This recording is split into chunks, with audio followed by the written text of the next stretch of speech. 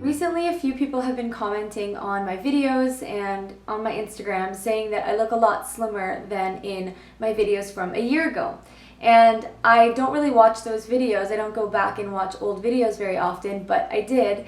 And I will show you some of the footage here.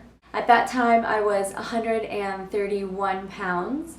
And I don't weigh myself often, but I just remember that number because that's the highest that I've ever weighed. I'm shorter, I'm 5'2.5", and currently I am 110 pounds. So I've lost about 20 pounds, and I did so without counting calories or reducing my meal size, reducing the amount of food that I eat. I think it's really important to eat until you're satisfied and eat until you're full, and food is fuel for life, right? So I've always believed that, and I try to do things in a healthy way. Yet I still lost quite a bit of weight.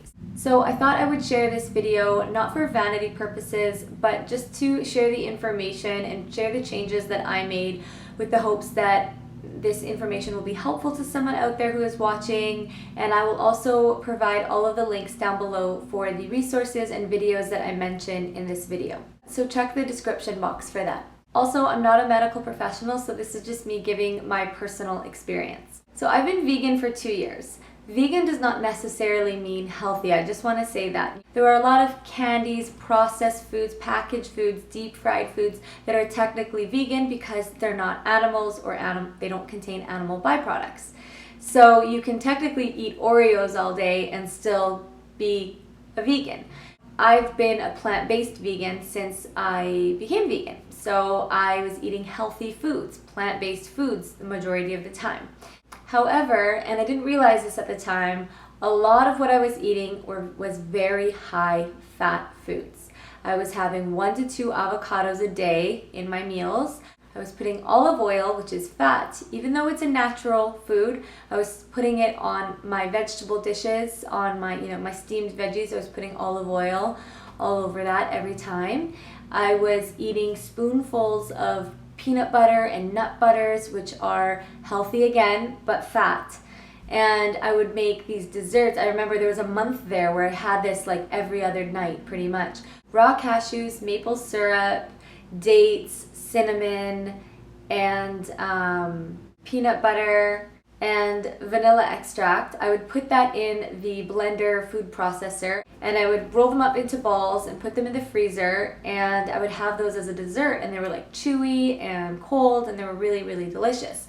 But again, most of that was fat. I would also eat bagfuls of nuts. So I'd have cashews, peanuts, unsalted, raw, which I was like, well, they're healthy, so I'll eat that. Around that time, I started to watch more of Dr. John McDougall's talks and webinars, and he has a lot of great content online, so I was watching a lot of that. And he promotes a starch-based diet, which is things like oatmeal, whole grains, whole wheat, sweet potatoes, legumes, beans, rice.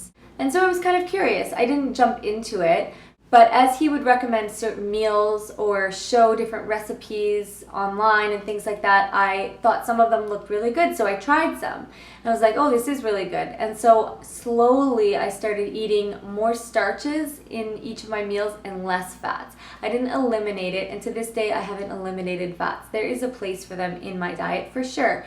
When I go out for sushi, I get avocado rolls still because I love them. But I'm not bringing avocados home and cutting them up and putting it in every single meal, putting guacamole all over everything like I used to.